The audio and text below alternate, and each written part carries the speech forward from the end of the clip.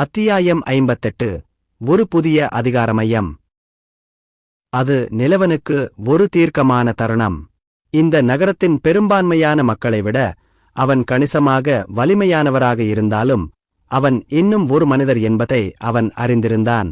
இந்த நகரத்தில் எத்தனை புலிகளும் மறைந்திருக்கும் டிராகன்களும் வாழ்ந்தன என்பது யாருக்குத் தெரியும்? இதுவரை அவன் சந்தித்த மக்கள் மட்டுமே உச்சத்தில் நிற்கிறார்கள் என்று நினைக்க அவன் ஒரு முட்டாள் அல்ல.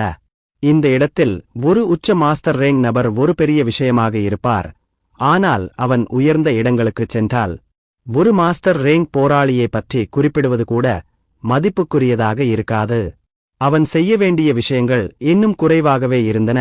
அவற்றைச் செய்ய அவனுக்கு அதிக சக்தி தேவைப்பட்டது. துருவனை கொன்ற பிறகு கிடைத்த தங்க மையத்தை நிலவன் வெளியே எடுத்தான். அவனது பிரகாசமான மற்றும் திகைப்பூட்டும் மையத்திற்குள் பறந்த மற்றும் அடர்த்தியான மானாவை அவன் ஏற்கனவே உணர முடிந்தது. அவன் அதை பற்றி சிறிது யோசித்து இறுதியாக அதை தண்ணீரில் கழுவிய பின் மையத்தை விழுங்கினார். நிலவன் தனது படுக்கையில் தியான நிலையில் அமர்ந்து மையத்தை உறிஞ்சத் தொடங்கினார். நீண்ட நாட்களுக்குப் பிறகு அவன் இறுதியாக சிஸ்டம் அறிவிப்புகளை கேட்டான். ஒரு வாரத்திற்கு முன்பு அவன் நிலை 58 அடைந்த பிறகு அவன் எந்த கோர்களையும் பயன்படுத்தவில்லை அல்லது சாப்பிடவில்லை. மேலும் ஒமேகா, ஆலிவர் மற்றும் பிளாக்வால் ஆகியோரைப் போலவே தனது துணை அதிகாரிகளையும் பலப்படுத்துவதில் முன்னுரிமை அளித்தார். நிலவனின் உடல்நிலை சில முறை உயர்ந்ததால் அவனது உடலில் இருந்து ஒரு பிரகாசமான மஞ்சள் ஒளி மீண்டும் மீண்டும் மின்னியது. ஆனால் முன்பு போலல்லாமல் அவனது வலிமையிலும் ஒளியிலும் நிறைய தரமான மாற்றங்கள் இருந்தன. ஏனெனில் இந்த முறை அவன் நிலை உயரும்போது அவனது உடல் தங்க நிறத்தில் பிரகாசிக்கத் தொடங்கியது. கடைசியாக சிஸ்டம் அறிவிப்பு ஒலித்தது. இறுதியாக அவன் கண்களை திறந்தான். திடீரென்று நிலவனின் சொந்த கருப்பு மற்றும் சிவப்பு ஒளியுடன் கலந்த ஒரு மந்தமான மற்றும் நிலையற்ற தங்க ஒளி அவனது உடலில் இருந்து வெளியேறியது. ஏதோ காரணத்தால் நிலவனால் இந்த ஒளியை தனது விருப்பத்தால் கட்டுப்படுத்த முடியவில்லை. முழு அறையும் அவனது பயங்கரமான மற்றும் கம்பீரமான ஒளியால் நிரம்பியது. அறையில் இருந்த மேஜையும் நாற்காலிகளும் நடுங்கத் தொடங்கின. அவன் அமர்ந்திருந்த படுக்கையும் நடுங்கிக் கொண்டிருந்தது. அதே நேரத்தில் அறைக்குள் இருந்த காற்று நிர்வாண கண்களால் பார்க்கக்கூடிய ஒரு உறுதியான அழுத்தத்தால் நிரப்பப்பட்டது. திடீரென்று நிலவனின் இதய துடிப்புகள் ஒவ்வொரு நொடியும் வேகமாக அதிகரித்தன. மேலும் அவனது உடலின் உள்ளே இருந்து ஒரு வகையான வெப்பம் வருவதை அவன் உணர்ந்தான். சில நிமிடங்களில் நிலவனின் முழு உடலும் சூடாக எரிந்து கொண்டிருந்தது. மேலும் அவனது எலும்புகளும் சதையும் ஏதோ ஒரு வகையான மாற்றத்திற்கு உட்படுவது போல் உணர்ந்தார். அவனது இதயத்திற்குள் தங்க பளபளப்பு வெளிப்பட்டதால் அவனது நரம்புகளும் தசைகளும் வீங்கின. நிலவன் வலியால் கத்தினான். மானா வெடித்ததில் அறையில் இருந்த அனைத்தும் வெடித்து சிதறின. அனைத்து தளபாடங்களும் உடைந்தன. கண்ணாடி ஜன்னல் உடைந்து போனது. ஒரு பெரிய சத்தம் அந்த சுற்றுப்புறம் முழுவதையும் நிரப்பியது. இந்த மானா வெடிப்பு அறை முழுவதையும் கிட்டத்தட்ட அழித்த பிறகு நிலவனின் உடல் தரையில் விழுந்தது. அவன் அணிந்திருந்த ஆடைகள் கூட துண்டு துண்டாக கிழிந்தன. இந்த குழப்பத்திற்கு பிறகு யாரும் வருவதற்குள் அவன் விரைவாக சில துணிகளை எடுத்து அணிந்து கொண்டான். கிராண்ட் மாஸ்டர் தரவரிசையை முறியடித்ததற்காக ஹோஸ்டுக்கு வாழ்த்துக்கள். சிஸ்டத்தை அறிவித்து நிலவனின் புதிய சாதனையை அறிவித்தார்.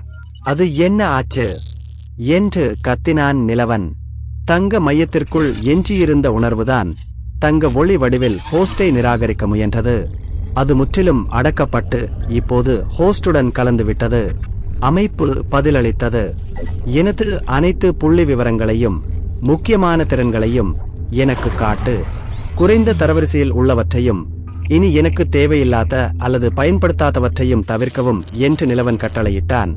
இந்த முழு சோதனையும் கிராண்ட் மாஸ்டர் தரவரிசையை அடைவதற்கான தனது திருப்புமுனை செயல்முறையாகும் என்பதை இறுதியாக அவன் ஏற்றுக்கொண்டான். ஹோஸ்ட் பண்புக்கூறுகள் மற்றும் திறன்கள் பின்வருமாறு: பெயர் நிலவன், இனம் மனிதன், தரவரிசை தொடக்க கிராண்ட் மாஸ்டர் தரவரிசை, நிலை 65, பலம் 726, வேகம் 698, திறமை 661, பாதுகாப்பு 537, மானா 882, தெய்வீக திறன்கள் உறிஞ்சுதல் திறன், பரிமாண விதி தொகுப்பு, ஆசீர்வாதங்கள், போர் ஆதிக்கம் நிலை 2, ஆயுத தேர்ச்சி பீக் மாஸ்டர் தரவரிசை. பேட்லேக்ஸ் ஆயுதத்தில் கிராண்ட் மாஸ்டர் தரவரிசை. போர் நுட்ப தேர்ச்சி. உச்ச மாஸ்டர் தரவரிசை. உயிர் வாழும் உள்ளுணர்வு. நிலை 2. வெறித்தனமான கடவுள் முறை. 5 மடங்கு உடல் வலிமை. போர் தெய்வ உடல். நிலை 3.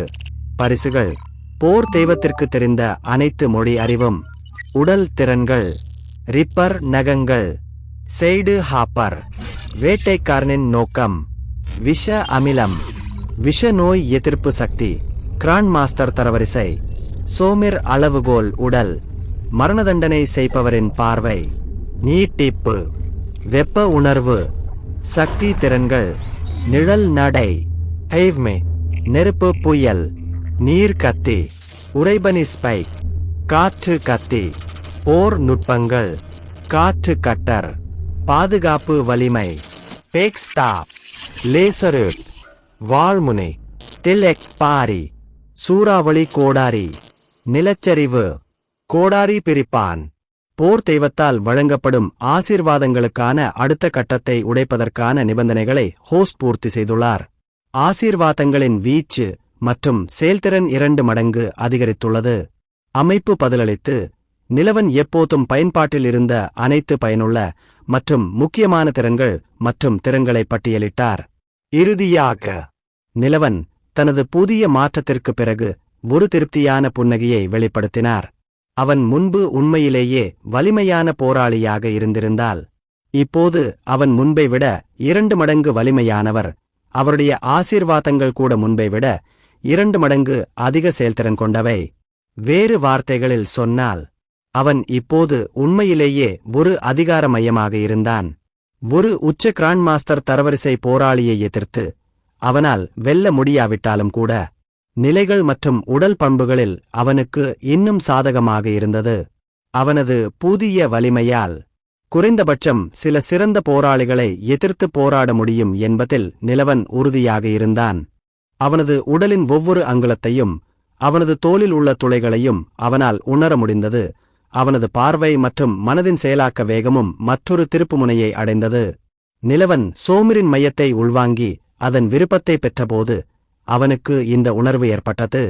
சிஸ்டம் மற்ற தொடக்க கிராண்ட் மாஸ்டர் தரவரிசை போராளிகளுடன் ஒப்பிடும்போது நான் எவ்வளவு வலிமையானவன் என்று நீங்கள் நினைக்கிறீர்கள்? நிலவன் ஆர்வத்துடன் கேட்டான். ஏனெனில் அவனது அமைப்பு மட்டுமே ஒருவரின் போர் வலிமையை சரியாக மதிப்பிடும் சரியான பகுப்பாய்வு திறனை கொண்டிருந்தது. போர் தெய்வ உடல்நிலை அதிகரிப்பதால் மற்ற தொடக்க கிராண்ட் மாஸ்டர் தரவரிசை நபர்களுடன் ஒப்பிடும்போது ஹோஸ்ட் தற்போது 2 மடங்கு வலிமையானது. பதிலளித்த அமைப்பு. வேறு வார்த்தைகளில் சொன்னால் என்னை ஒரு இடைநிலை கிராண்ட் மாஸ்டர் தரவரிசை நபருடன் ஒப்பிடலாம் இல்லையா என்று அவன் கேட்டார். ஆம் டோட். அந்த அமைப்பு அதன் உயிரற்ற குரலில் பதிலளித்தது. சுபராஷி என்று நிலவன் கூறிவிட்டு முகத்தில் ஒரு கசப்பான புன்னகையுடன் தனது கற்பனை கண்ணாடியை கழற்றினார். நான் அந்த நிலவரைத்தள முதலாளிகளை வேட்டையாடத் தொடங்கும் நேரம் வந்துவிட்டது. நான் இந்த நகரத்தை விட்டு வெளியேறுவதற்கு முன்பு நான் இந்த நிலவரைகள் அனைத்தையும் அகற்றி என்னால் முடிந்த அளவு திறன்களை உள்வாங்கிக் கொள்கிறேன் என்று நிலவன் உறுதியான முகபாவத்துடன் கூறினான். ஆனால் அதற்கு முன் அந்த பழைய மூடுபனிகளை நாளை சந்திப்போம்.